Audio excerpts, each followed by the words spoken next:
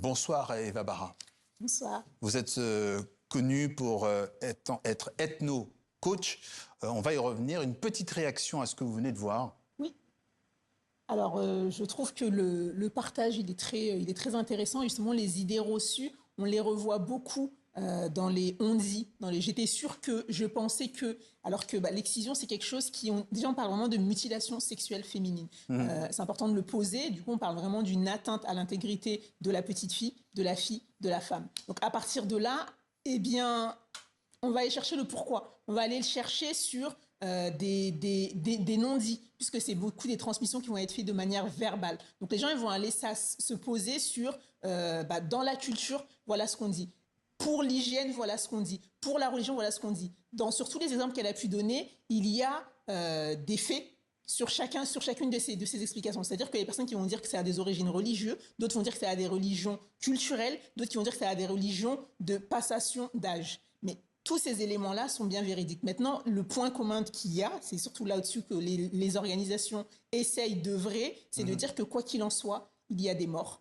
Ça détruit des jeunes filles et ça rend le devenir femme très compliqué pour beaucoup de femmes. Donc il est temps que ça cesse. Dans votre pratique à vous, comment fonctionnez-vous? Dans l'accompagnement, par exemple, des femmes excisées, quelle est votre approche? Alors, la première chose, ça va être l'écoute.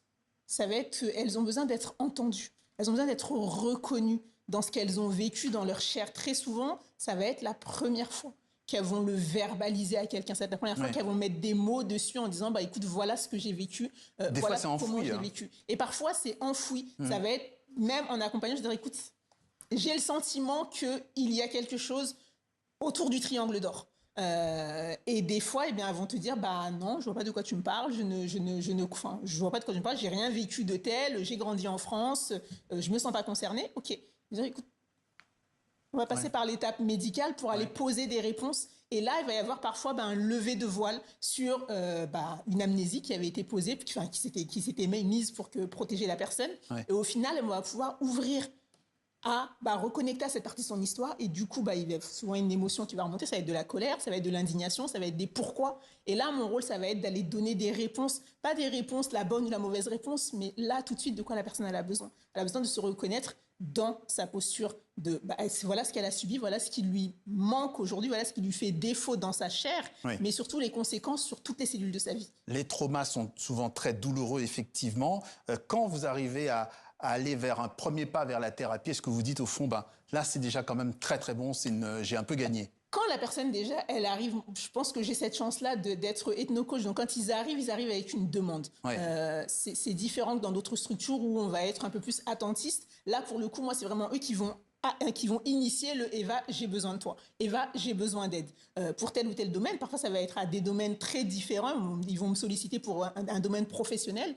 Et il va s'avérer que le trauma est dans un domaine, peut-être dans la petite enfance.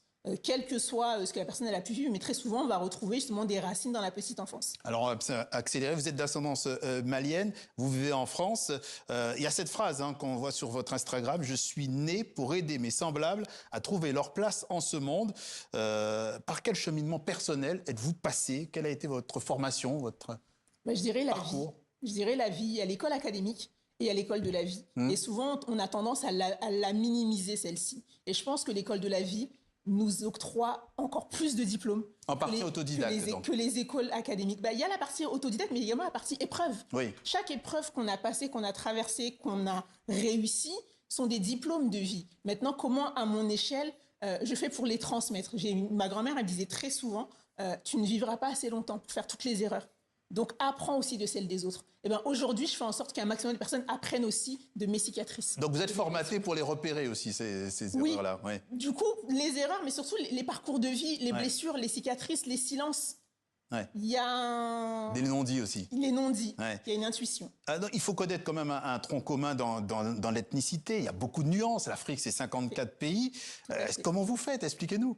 Du coup, selon la personne qui va me solliciter, déjà, il y aura ses origines officielles. La personne va dire, écoute, je suis sénégalaise, je vis en France, par exemple. Ok, très bien. Eh bien, selon le Sénégal, Mais ça ne va pas être la même chose selon l'ethnie dans le Sénégal. Oui. On va très souvent se limiter à un pays, mais nous ne sommes pas des pays. Nos parents sont des ethnies. Derrière les ethnies, il y a des cultures. Derrière ces cultures-là, il y a des traditions, il y a des mœurs. Et c'est là où on peut arriver, entre autres, sur le sujet du jour.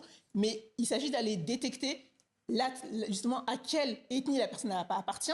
Si dans cette culture-là, il y a des castes, à quelle caste est-ce qu'elle appartient? Parce que tous ces éléments-là vont venir donner des informations sur la carte du bonheur. Il y a tout un travail de documentation. Ces éléments. Alors, il y a tout un travail de recherche, un travail de recherche, mais au-delà de la recherche, il y a aussi mettre ça en lien avec la personne. Parce qu'il peut y avoir justement, la personne va me dire, je viens du Sénégal, pour rester sur le Sénégal, je suis d'ethnie lébou, mais je sais ce qui se passe dans telle culture, dans tel domaine, mais cette personne-là, peut-être qu'elle ne l'incarne pas, peut-être qu'elle ne le vit pas. Donc après, à chaque fois, je dois revenir, à chaque fois, le reconnecter à sa réalité. En grandissant en France, qu'est-ce que ses parents ont transmis? Qu'est-ce qu'ils n'ont pas transmis? Qu'est-ce qu'ils ont attendu de lui, d'elle? Et à contrario, qu'est-ce que la culture dans laquelle la personne vit attend de lui ou d'elle? Et très souvent, ces gens, ils sont en guerre à l'intérieur d'eux.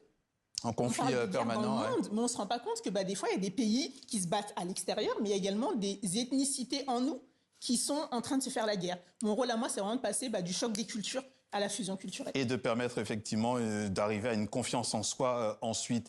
L'éclairage engagé sur les questions d'identité, d'estime de soi et de transmission d'Eva Barra, ethno-coach, un gros travail qui mise, on l'a compris, sur la compréhension de soi-même. Totalement. Merci. Merci à vous d'être passé par notre journal Afrique sur TV5 Monde. Avec grand plaisir. Et c'est tout pour ce soir. Merci, bonne soirée, à demain.